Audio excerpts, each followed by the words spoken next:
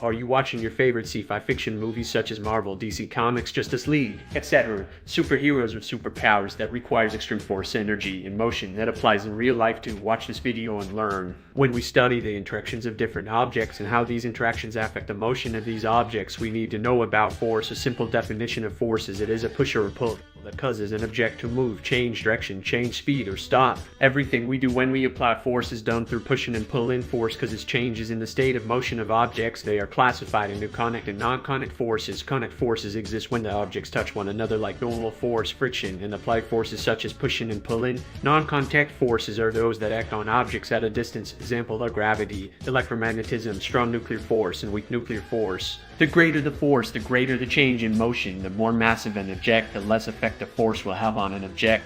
Motion is defined as a change in location or position. It is described by distance, the magnitude of the path traversed, or displacement, which is distance and direction. Speed is the rate of change in distance, while velocity is the time rate of change of displacement. Acceleration is the time rate of change of velocity. Velocity and acceleration are vector quantities. In other words, speed describes how fast an object is moving. Speed can increase, decrease, and remain the same. Energy may exist in the states potential or kinetic. Potential energy is stored energy. Kinetic energy is the energy of motion.